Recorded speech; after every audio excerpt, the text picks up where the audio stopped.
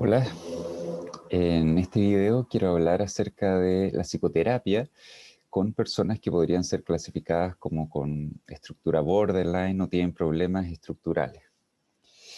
Ahora, lo primero es hablar de qué significa esto de problemas como en la estructura de su personalidad. Y para eso quiero hablar de algunos ejemplos, porque este es un tema que va mucho más allá de la psicoterapia y de los trastornos de personalidad y de las personas con diagnóstico de borderline. Pensemos en un niño que está haciendo una pataleta. Tal vez llega a una fiesta, hay hartos otros niños, hay ruido, hay movimiento, hay música, hay muchos estímulos y el niño empieza como a alterarse, empieza a hacer una pataleta. ¿Cómo lo manejamos? Eh, Él quería venir y ahora está haciendo una pataleta.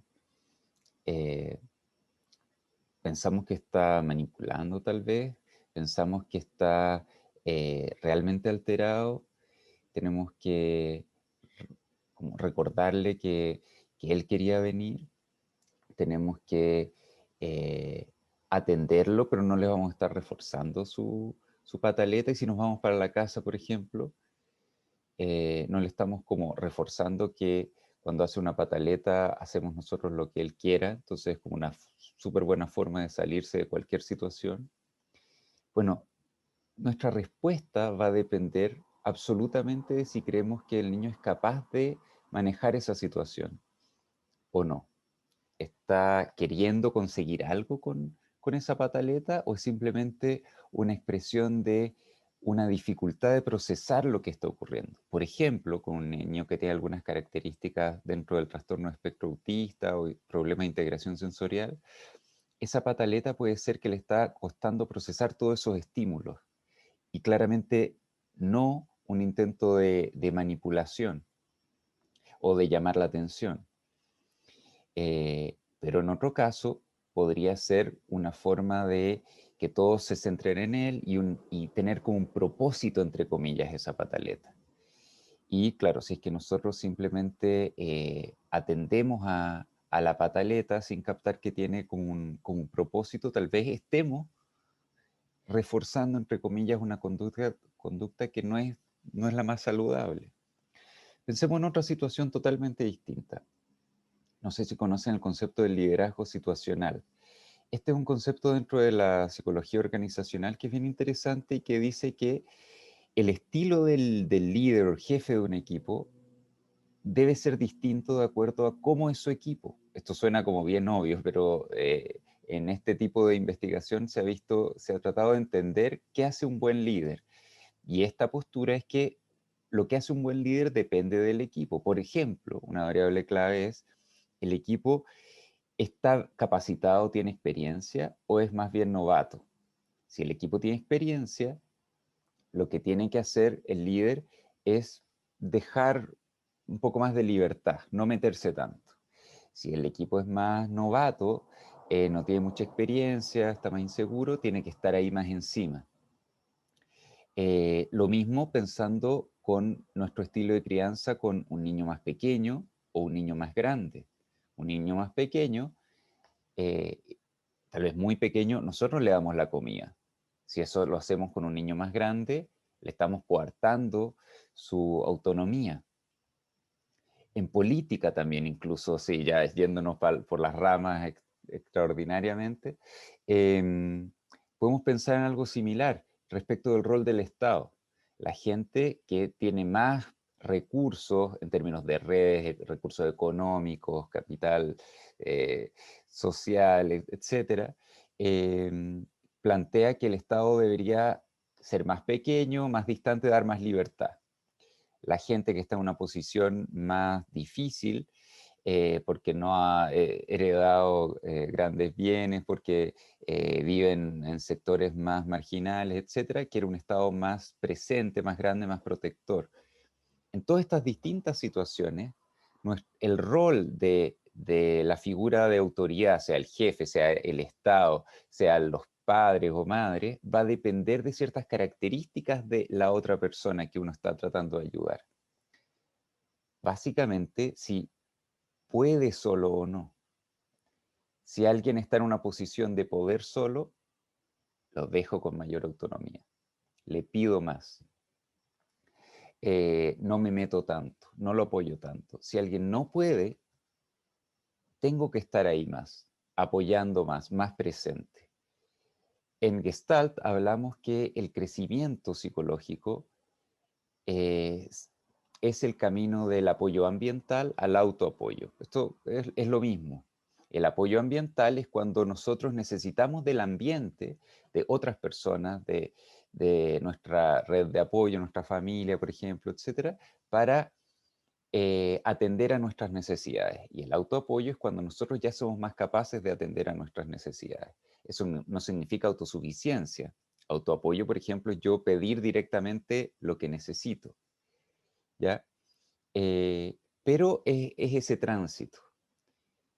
Entonces el rol de la persona que está ayudando a otro a crecer es ir apoyando, pero de acuerdo a la etapa evolutiva de la otra persona, ya sea una guagua, ya sea un hijo mayor, ya sea un miembro de mi equipo de trabajo que está aprendiendo cómo se trabaja en la organización. También lo podemos pensar en términos como más macro, más de la sociedad, más político, ¿ya? Ahora, ¿por qué me doy todo este rodeo? Porque creo que esta es una forma sencilla y clarificadora de pensar en los problemas estructurales de los pacientes.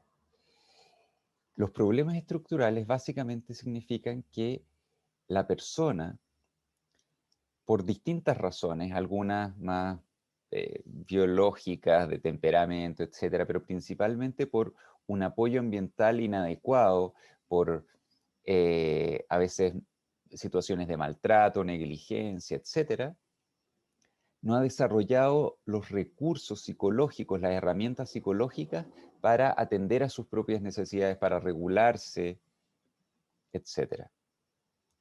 Entonces necesita de su terapeuta una actitud distinta de mayor apoyo para transitar de esta situación de necesitar apoyo ambiental a una verdadera autonomía y autoapoyo.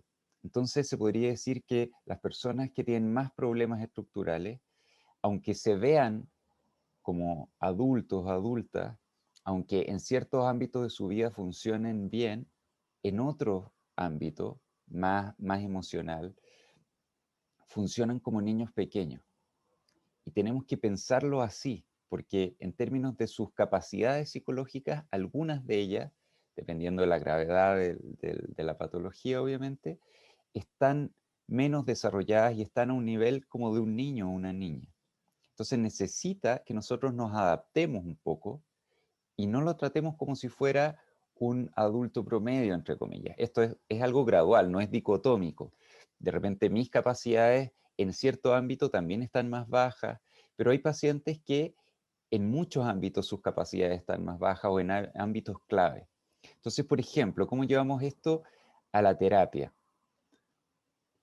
Pensemos que un paciente está contando una situación y yo le empiezo a preguntar por algo, eh, por ejemplo, por sus sentimientos de rabia respecto a alguien. Cuenta que está complicado con algo, pero no reconoce que tiene rabia y esa rabia tal vez puede estar tensionando la relación con la otra persona, pero no habla de la rabia, no la reconoce. Y la persona empieza a bostezar o le da sueño y cambia el tema. Yo ahí tengo que pensar, a ver, ¿está evitando esto? Porque es doloroso, porque es difícil, no quiere hablar del tema. Entonces, es ese comportamiento como de desviar la atención de, no, esto no, no, me confundo, hablemos otra cosa, tiene un propósito, se podría decir. Es porque no quiero ver algo. O, como sería el caso de una situación más borderline, entre comillas, o un problema más estructural, no es que la persona esté tratando de evitar algo, es que no tiene tan desarrollada la capacidad de saber lo que le pasa o de contactarse con ciertos sentimientos. No es que no quiera, es que no puede. eh, o no sabe lo que siente. Entonces, por ejemplo, con ese paciente, yo no puedo hacer, hacer la pregunta clásica que a mí me enseñaron en Gestalt, que es, fíjate qué te está pasando en este momento. O más bien, es insuficiente hacer esa pregunta, porque le pregunto eso, la persona me va a decir, no sé, y no está evitando, es que realmente no sabe. Entonces tengo que ayudarle a que sepa, se podría decir. Por otro lado, lo que nos enseñaban también en Gestalt era apoya como el contacto más genuino y frustra la neurosis. Entonces nosotros teníamos que tener una actitud más de, más como fría cuando el otro actuara tratando de manipular o actuara neuróticamente. Pero con un paciente que su principal problema es que no recibió el apoyo necesario para poder crecer y ser una persona adulta a nivel emocional, y tiene un terapeuta que se dedica a frustrar sus actitudes neuróticas, va a seguir siendo pequeño. Un niño pequeño no crece con frustración, crece con apoyo para poder resolver situaciones. ¿Ya? Eh, bueno, entonces acá estamos entrando de lleno a un problema clásico de la psicología, que es el problema del conflicto versus el déficit. ¿Cuál es este problema que ha sido más abordado en las terapias psicodinámicas? Pero en estricto rigor uno podría abordarlo de cualquier modelo terapéutico.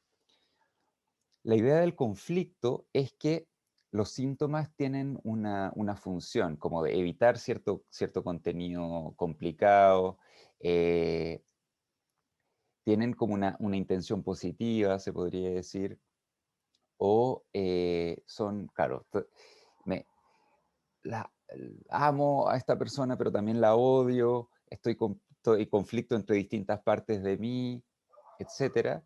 Tengo un sentimiento, pero me carga tener ese sentimiento, conflicto, choque de personajes internos.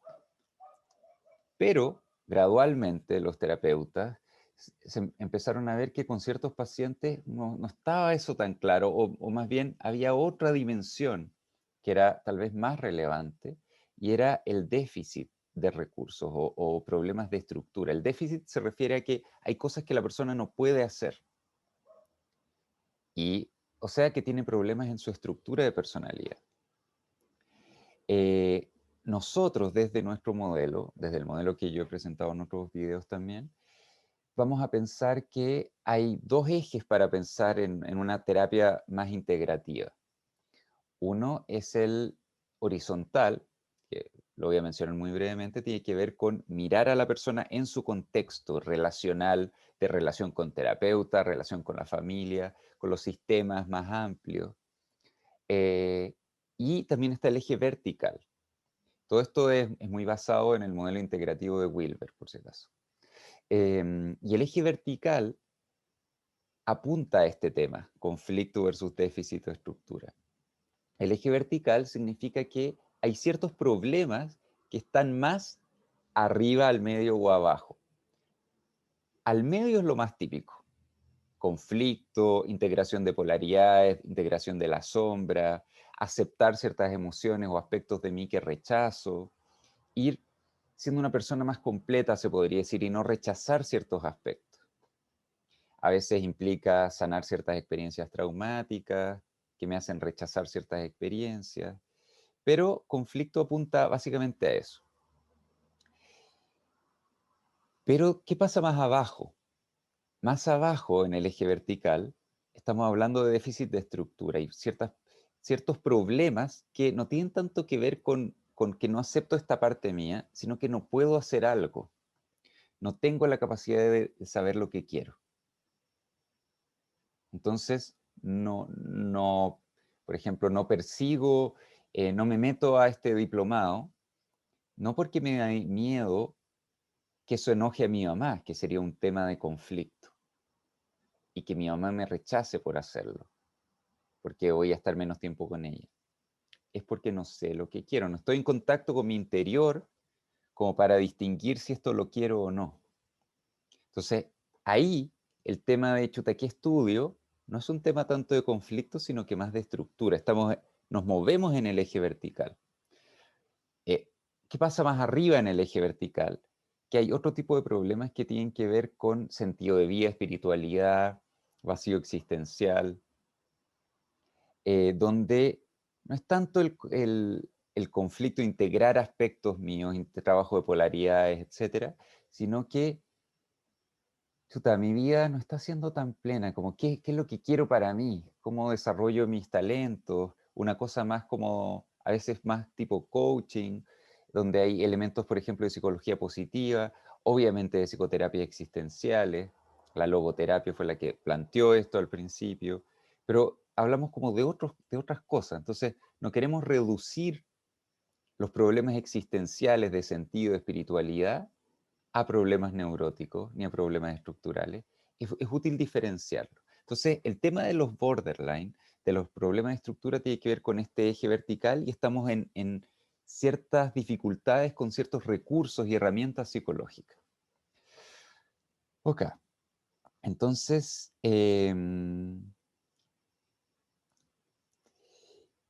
solo para dar otro ejemplo. Yo tengo la mano en un guatero que está con agua caliente. ¿Cuál es mi diagnóstico ahí? ¿Estoy queriendo maltratarme porque me siento culpable y me estoy castigando? Conflicto. O no registro el dolor. No estoy en contacto con mis sensaciones. Estructura. ¿Ya? Entonces, el diagnóstico acá de si este es un tema más de estructura o de conflicto, o donde tal vez se mezclan los dos, es clave para la terapia. Ok. Ahora, ¿cuáles son estos recursos? Hay muchos, por ejemplo, hay un sistema que es muy interesante que se llama OPD, Diagnóstico Psicodinámico Operacionalizado, que hace un diagnóstico de distintos niveles, la motivación para el cambio, conflictos típicos, patrones relacionales, funcionamiento general, y hay uno de estos ejes que tiene que ver con estructura, y sale una lista de muchos recursos estructurales con descripción de este es un nivel alto, medio, bajo, y es bien interesante, voy a ayudar para entender de qué hablamos cuando hablamos de recursos. Pero quiero mencionar un par que son importantes. Por ejemplo, la capacidad de atender y diferenciar las propias sensaciones, emociones y necesidades. Ese es un recurso clave que va a ser crítico en la terapia. Mi paciente es capaz de captar lo que siente a nivel de sensaciones. Ok, ¿es capaz de interpretar eso que siente? ¿Qué nombre le pone eso? ¿Qué emoción es eso? Ok, y es capaz de darse cuenta de qué es lo que necesita cuando, cuando se contacta con esa emoción. Sí, no, con algunas sí, con algunas no. Recordemos que esto es algo de grados. Esta capacidad se desarrolla con la función de reverie o la función, a veces está mezclada la mentalización, pero con la función materna arquetípicamente, de captar las señales, el llanto, por ejemplo, de la guagua, y atender a esa y darle un sentido. Ah, parece que tienes frío, te abrigo. Ah, parece que tienes hambre. Y achuntarle más o menos. Obviamente no le voy a achuntar siempre, pero si voy aprendiendo a achuntarle a lo que quiere, el niño o la niña también va empezando a darle significado a sus propias sensaciones. Y si es que esas necesidades tienen un significado y después son atendidas, por lo menos a veces, va a desarrollar esta capacidad. Si es que esas sensaciones no son atendidas, entonces nadie le achunta lo que quiere o lo ignoran o no atienden a sus necesidades, no son satisfechas, la persona no va a ser capaz o no va a hacer este link. Ah, siento esto, entonces necesito esto otro.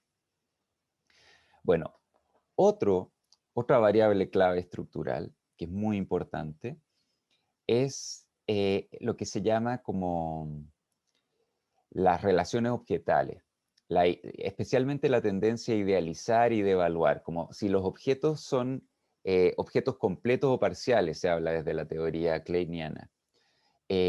Básicamente significa si yo tiendo a ver a las personas como personas complejas, con cosas buenas y malas, y mantengo una imagen, una percepción más o menos estable de la persona en el tiempo, o tiendo a oscilar bruscamente.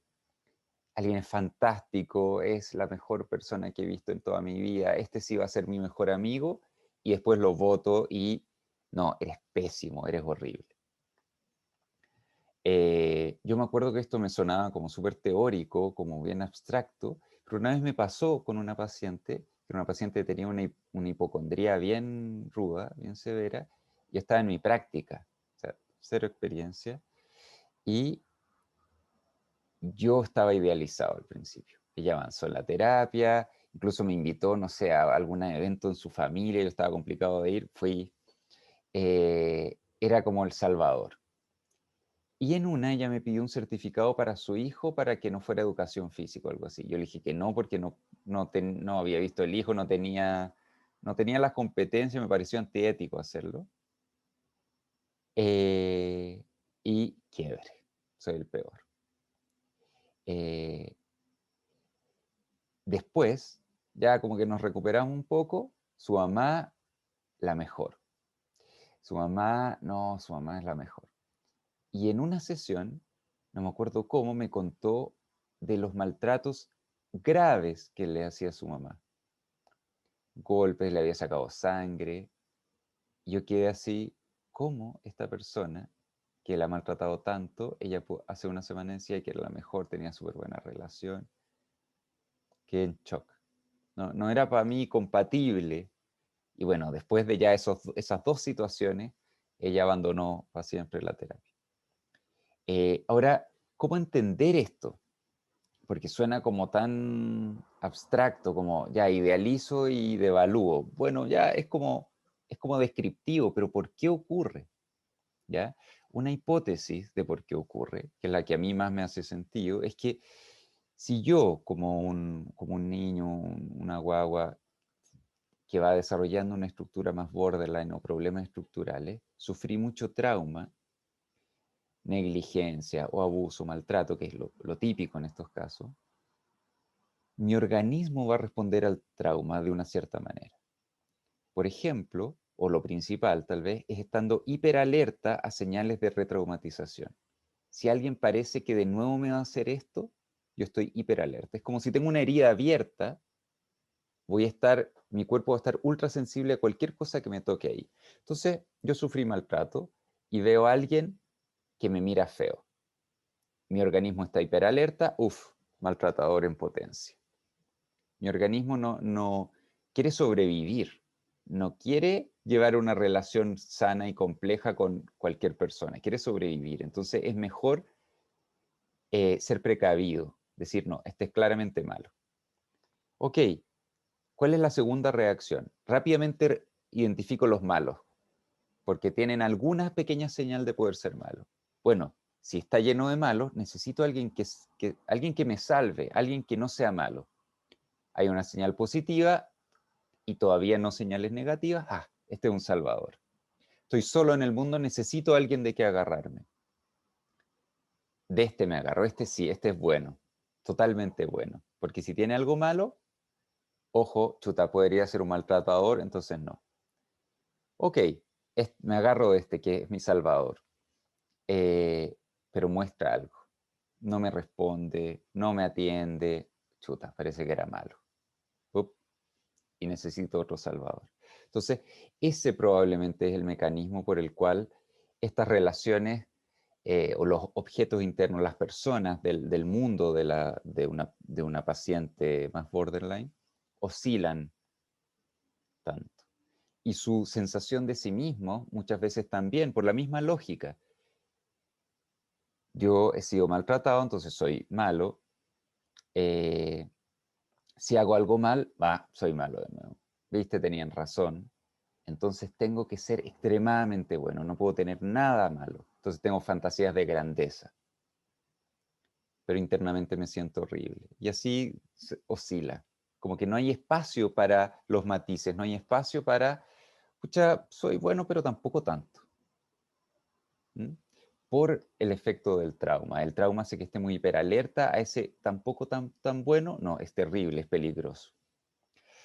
Bueno, ahora quiero pasar como una segunda etapa de este video, que es hablar un poco más de los trastornos de personalidad, ¿ya? Y algunas cosas del pronóstico, del tratamiento. Y después voy a hablar de algunos autores, autoras, que aportan algunas cosas más específicas que son útiles desde el modelo humanista. Ok, eh, a ver, algunas ideas sobre la etiopatogenia, ¿de dónde sale esto? ¿Cómo surge una persona? ¿Cómo se va desarrollando un trastorno de la personalidad? Algunos elementos de consenso es que es un entorno maternante en el sentido arquetípico, puede ser padre, puede ser tío, puede ser abuela, ¿ya? Que no validó, ni escuchó, ni construyó las experiencias de la persona. Entonces no está en contacto con sus propias experiencias, no sabe bien lo que le pasa, ¿ya? Como de esa tensión. Entonces la experiencia de la paciente eh, queda como con el registro, con la idea de que no es válida, no existe. Esto es algo preverbal probablemente o implícito, ¿ya? Tiene que ver con una falla en la función materna. Ahora, hablando del pronóstico, em, con tratamiento, la gran mayoría de los trastornos de personalidad ya no clasifican como trastorno de personalidad luego de 10 años. Esto es heavy en términos positivos y también de regular nuestras expectativas. Estos problemas son graves, la gente lo pasa muy mal. Muchas veces tienen hospitalizaciones, su vida es una mierda básicamente. Y esto puede remitir. Por ejemplo, un estudio de Gunderson, que es uno de los principales autores, hablan del 81% remite a los 10 años con tratamiento y pueden mantener la mejora. Bueno, sin tratamiento hay remisión, menor porcentaje, no sé el dato exacto, pero con muchas recaídas. O sea, esto naturalmente mejora un poco con el tiempo, especialmente la impulsividad. Aunque no todos los problemas tienen que ver con la impulsividad, puede quedar alguien más tranquilo, menos disruptivo, pero con un sentimiento de vacío, de soledad terrible. Bueno, ¿cómo, ¿cómo es este tratamiento? ¿Ya? Hay algunas terapias que son las más típicas, o no sé, las más validadas, se podría decir. No sé si más típicas, más validadas para los trastornos de personalidad. Está la terapia conductual dialéctica de Marshall Linehan, que se centra en la regulación del afecto. Está la terapia enfocada en la transferencia de Kenberg y otros, que se centra como en la difusión de identidad y las relaciones con los demás. La terapia de mentalización, que se centra en la función reflexiva, captar qué me está pasando, qué le puede pasar a los demás. La terapia de esquemas, que no está tan validada como las otras, que se centra después lo vamos a hablar más en detalle, en realidad. Y también está lo que se llama como el buen manejo psiquiátrico, que es como una integración de estas anteriores que propone Gunderson. Ahora, pensando en lo psiquiátrico, el tratamiento farmacológico, ¿sirve para el trastorno de personalidad? No sirve para lo central del trastorno de personalidad, pero sí es útil para síntomas o crisis puntuales. También para algunos síntomas más peligrosos o egodistónicos. Pero para lo central del trastorno de personalidad, no. Se necesita psicoterapia. En grupo, con algunas actividades extra, etcétera. Pero fármacos no resuelven el problema estructural. ¿Ya? Bueno, siguiendo con esto de la psicoterapia, hay algunos mitos que plantea Gunderson, por ejemplo, y es que la mayoría de los pacientes en realidad no se resisten al tratamiento, sino que quieren ayuda, pero no saben bien lo que les pasa. tienen problemas relacionales, entonces esos problemas relacionales se aplican también con sus terapeutas. Pero no que estén saboteando el tratamiento, sino que son así. Llegan a la terapia con esos problemas, sin saber lo que les pasa, oscilando en sus emociones, eh, teniendo a veces explosiones de rabia con el terapeuta. Todas esas características que son de los pacientes afectan la relación. Y parece el paciente como resistente a la terapia, pero no necesariamente es resistente a la terapia, sino que tiene características que hacen difícil, por ejemplo, construir un vínculo colaborativo o que hacen difícil aplicar las técnicas habituales. Fíjate, contáctate con lo que te está pasando en este momento. La persona no sabe y se enoja conmigo por decirle y me dice que soy un pésimo terapeuta. No es porque esté resistiendo la terapia, es porque tiene problema con eso, le estoy pidiendo algo que no puede hacer.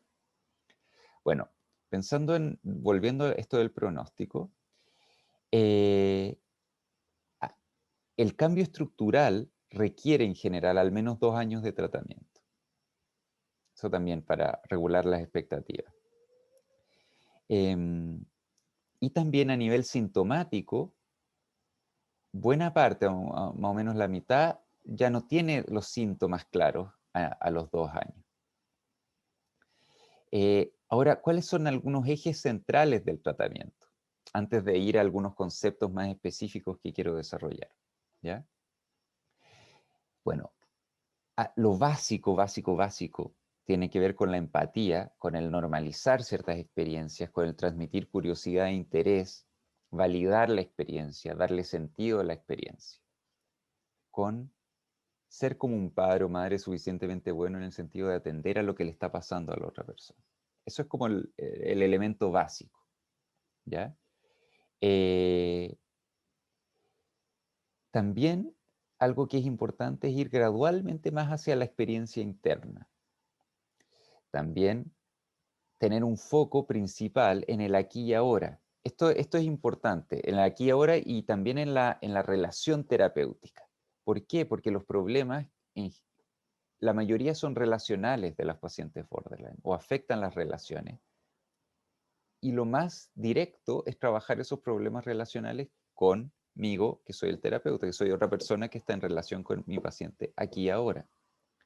Y aparte, si no se abordan, la relación mía con mi paciente se va a deteriorar y no vamos a poder trabajar. Entonces, la transferencia negativa, el sentimiento de rabia, rechazo, conflictos en la terapia, rupturas, son súper importantes. Por otro lado, debo ser un terapeuta más activo. ¿En qué sentido? En, en que necesita más apoyo el paciente. Necesita más apoyo porque está en un nivel de desarrollo más, ¿cómo se podría decir? Menor desarrollo, como si fuera un niño o una niña. Entonces necesito apoyar más activamente, dar cierta estructura y gradualmente avanzar hacia la autonomía, como uno hace con un niño o niña en la realidad, no con un paciente. También con un niño o niña tiene que hacer ese movimiento de, primero lo llevo en brazos, después lo tomo de la mano, después camino al lado, después estoy sentado mientras juega en la plaza. Gradualmente, de mayor apoyo a mayor autonomía.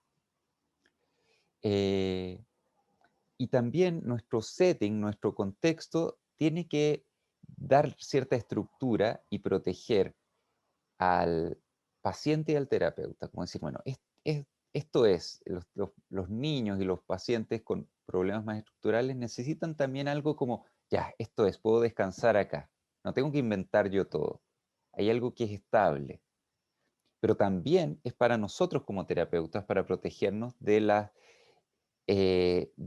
posible abuso o sentimiento de resentimiento. Por ejemplo, si yo no pongo un límite a las llamadas de mi paciente y me empieza a llamar mucho y me empiezo a enojar y empiezo a rechazar a mi paciente, ¿cómo puedo ser un padre suficientemente bueno si odio a mi paciente?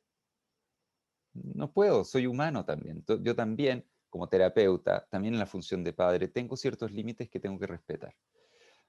Bueno, entonces finalmente la terapia con todo esto lo que hace es reorganizar este modelo de mundo, estas interacciones tempranas, es ser como una especie de reparentalización con mi paciente. Y acá hay algunas fases típicas del tratamiento postuladas por Gunderson, que es este terapeuta que plantea un modelo más integrativo, que es construir una alianza más contractual los primeros meses, tres meses pongámosle, construir una alianza más relacional, caerse bien y confiar uno en otro. Eso un poco más largo, de 1 a 12 meses. Ahora uno podría pensar, chuta, ¿y cuándo partimos la terapia? Construir una alianza relacional ya es súper terapéutico porque significa, ah, mira, hay alguien que puede ser bueno que puedo confiar. Eso ya es algo distinto para los pacientes. Tener una buena relación con alguien ya es algo terapéutico. Bueno, luego una etapa más de dependencia positiva. Poder que la paciente o el paciente se sienta cómodo pidiendo apoyo y recibiendo apoyo. También es un paso terapéutico gigante. Muchos pacientes están en situaciones súper complicadas y no piden apoyo. ¿Por qué no piden apoyo? Suena como masoquista. Bueno, porque cuando pidieron apoyo, necesitaron apoyo de niños, no lo tuvieron y se sintieron humillados, abandonados. Entonces ahora es súper difícil atreverse a pedir apoyo. Esto puede ser desde el primer año hasta el segundo o incluso tercer año. Y la recuperación, ya más desde el segundo año en adelante, hasta, por ejemplo, 10 años, es esto que, esta nueva forma de relacionarme que he desarrollado con mi terapeuta, aplicarlo con otras personas, fuera de la terapia. Eso es algo más típico, aprox, ¿ya? Pero para que tengamos como esa perspectiva cuando trabajamos con alguien a este nivel estructural. De repente un paciente borderline de más alto funcionamiento quiere trabajar un problema más puntual que no requiere 2 años. Pero si queremos trabajar en la estructura, que la persona pueda vivir una vida mejor en general, este es un cambio que demora. Y tenemos que tener conciencia de eso, incluso lo podemos conversar con los pacientes, ¿ya? Pero por lo menos nosotros tener conciencia. Bueno, ahora vamos a ir a la tercera parte de este video y que tiene que ver con proponer o explicar algunos conceptos más puntuales, ¿ya? El primero tiene que ver con el proceso frágil, que es un concepto desde la psicoterapia experiencial, que se lo voy a desarrollar un poco más. El segundo son algunos aportes de Margherita Spagnuolo, que es una terapeuta gestáltica de orientación más relacional, que menciona un par de cosas que yo quiero destacar, pero va a ser breve. Y el tercero es un modelo de terapia que es integrativo y que se llama terapia de esquemas. Schema, creo que se dice en inglés, therapy, de Scott Young. ¿Por qué lo elegí? No es humanista, pero incorpora muchos elementos experienciales, gestálticos, de terapia centrada en emociones. Y es interesante también. Creo que es útil. Bueno, y ahí ya va a ser el final de este video que está como bastante largo. Ok, entonces vamos a el proceso frágil. ¿Qué significa esto de proceso frágil? Bueno, la terapia experiencial de la onda Rogers-Gendlin se centra en el proceso del experiencing, de estar en contacto con lo que está ocurriendo aquí y ahora. Y coherentemente hace un diagnóstico de proceso, no de estructura. Estructura es lo que es más estable en el tiempo. Proceso es lo que está ocurriendo aquí y ahora. Entonces lo que ellos dicen es, bueno, desde nuestra perspectiva, vemos que hay cierto tipo de procesamiento de lo que está ocurriendo aquí ahora que es frágil. Y cuando se está dando, cuando mi paciente está con un tipo de procesamiento frágil, tengo que hacer ciertas cosas en la terapia distintas que cuando ese procesamiento no es frágil. Y hay personas que suelen estar más en este proceso.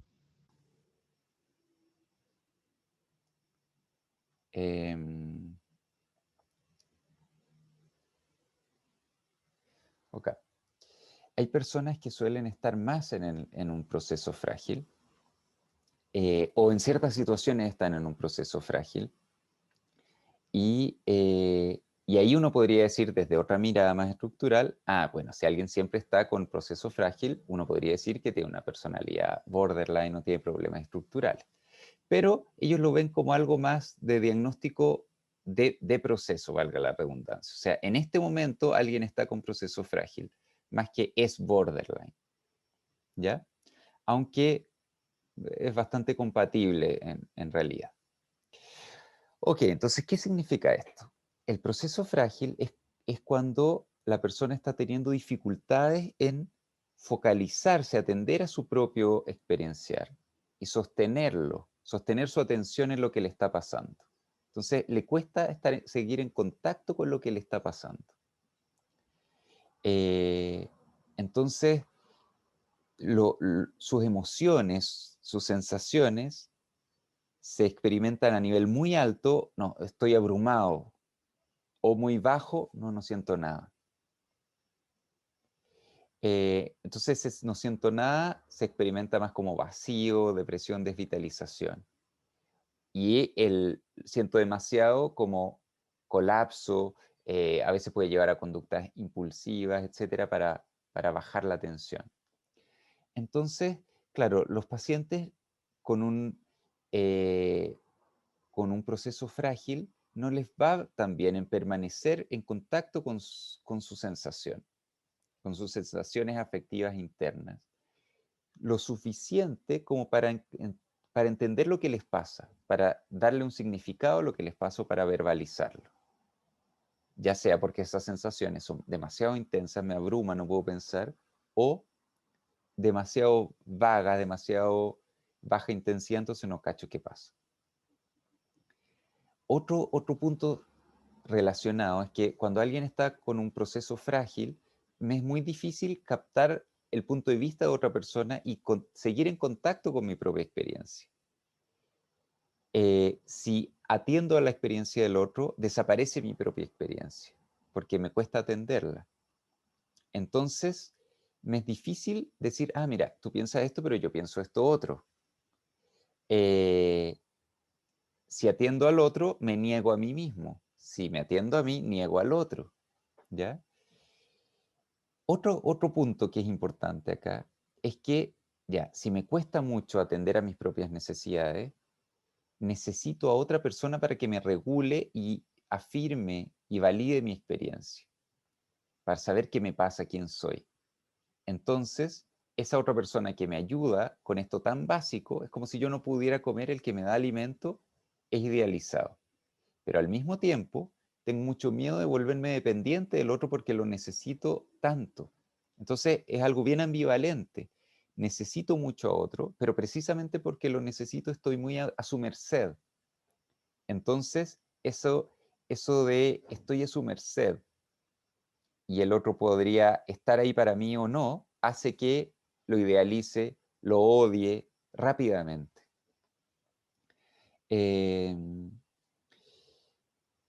Bueno, y esto, como decía antes, puede que ocurra con ciertos ámbitos de la experiencia, un poco más, un poco menos, o más generalizado, dependiendo de la gravedad de la paciente. Ok, ¿qué ocurre acá? La persona que está con proceso frágil o que en general tiene una forma de procesar más frágil, necesita que otras personas sean seguras, confiables y sintonicen empáticamente para sostener su experiencia, para captar qué me está pasando, para regularme. Pero esa dependencia es riesgosa, porque he sufrido cuando he sido dependiente. No me han atendido, me han rechazado, me han abusado, me han maltratado. Entonces es una dependencia bien, odio tener que depender de ti. Una cosa así. Ok, ¿qué es lo que se plantea en la terapia desde el modelo de proceso frágil de Barner? No es solo esté ahí como con una presencia aceptante. El terapeuta tiene que ser más activo y más explícito. Y los pacientes tienen que sentir que el terapeuta está captando lo que a ellos les pasa y lo que ellos están tratando de comunicar, aunque lo comuniquen mal. Entonces tengo que estar siempre mostrando que estoy tratando de captar.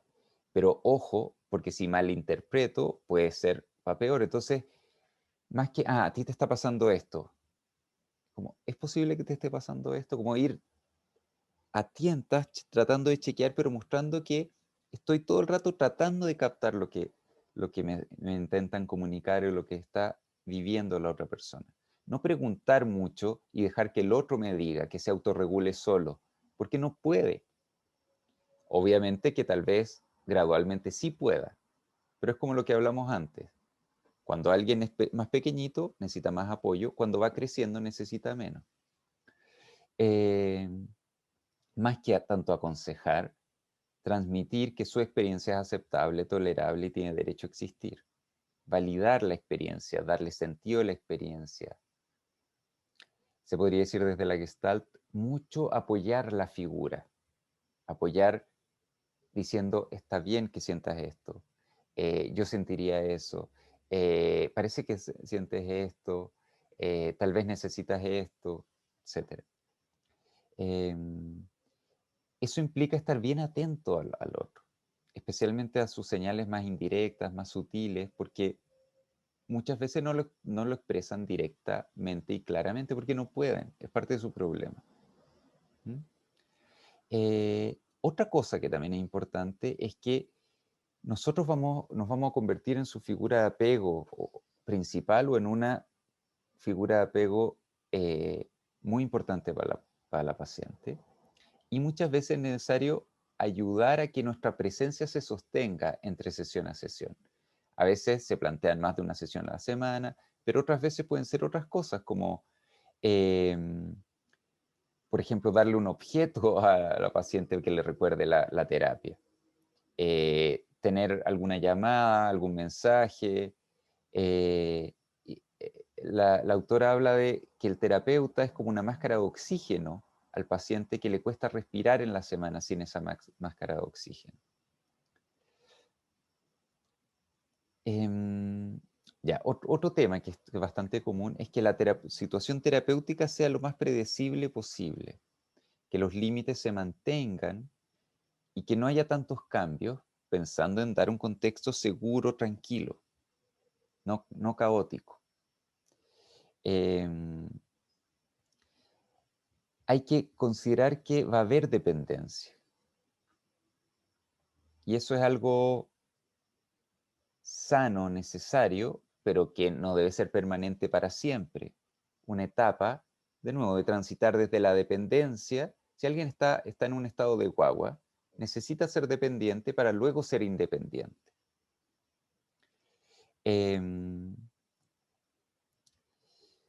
Por otro lado, el tema de los límites es importante porque tengo que transmitir aceptación y validación y que estoy ahí, pero también eso tiene que ser sustentable para mí como terapeuta. Si yo no pongo ningún límite, si yo no respeto mis propios límites, voy a querer que mi paciente no vaya, que es algo muy común. Ojalá que este paciente cacho no aparezca.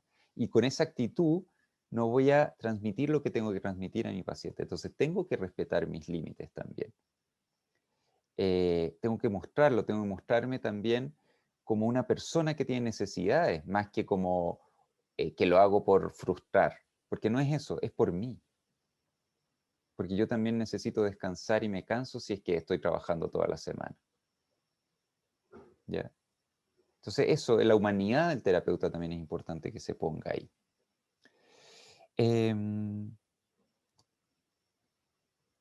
A ver, eso yo diría que es como lo principal. Ahora, pensando en esta otra autora, Margherita Spagnolo, desde la Gestalt, eh, propone algunas ideas que son importantes y que pueden complementar esto. Por ejemplo, que lo principal que ella plantea es atender a la intencionalidad del contacto. Ser visto con la intencionalidad del contacto. ¿Qué significa esto en términos más sencillos? La intención positiva del acto.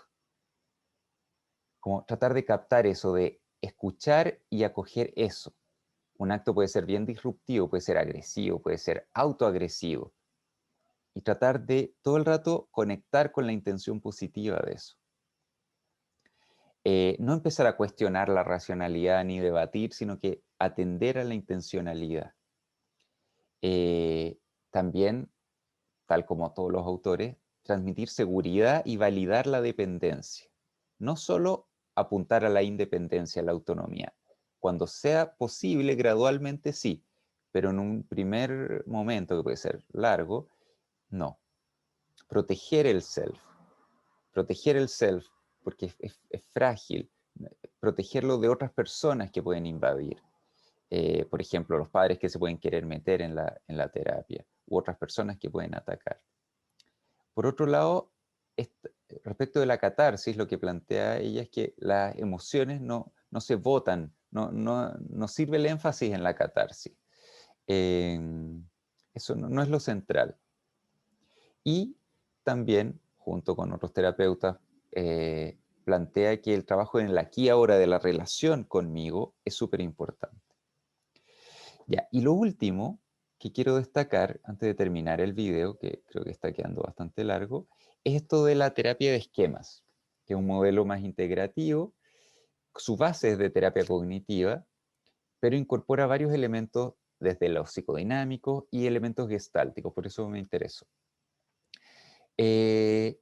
Ok, bueno, lo que plantean en general ya lo hemos dicho, como que el paciente es como un niño emocionalmente y yo tengo que ser un padre bueno o un adulto bueno que ayuda a que el paciente crezca. Tengo que tratarlo como necesito haber sido tratado, dentro de mis límites obviamente, hasta que él mismo o ella misma pueda tratarse de esa manera a sí mismo. Plantea mínimo 2 años de terapia, lo mismo que Gunderson. Y plantea algunas ideas novedosas que puede ser interesante. Él plantea de modos de funcionamiento, que esto se podría poner como partes o desde la terapia de sistemas familiares internos, polaridades, así estirando un poco el concepto, pero como modos de funcionamiento que a veces yo estoy acá, estoy en este modo, a veces estoy en este otro, y plantea 5 principales con los pacientes más borderline. El primero es como el niño abandonado o abusado, que eso podría hablarse como de los, como cuando está en contacto con su vulnerabilidad, con su dolor central desde la terapia centrada en emociones, con la herida relacional, cuando está más desde la fragilidad. Pero hay otros modos de funcionamiento o estados que son típicos. El niño impulsivo rabioso se relaciona con el anterior, que es, me siento abandonado, pero ante ese abandono respondo con rabia, como con ganas de destruir a mí o a las otras personas. También hay otro que le llaman el protector desapegado, que es una respuesta defensiva donde me desconecto, no atiendo, me voy, para no sentir ese dolor.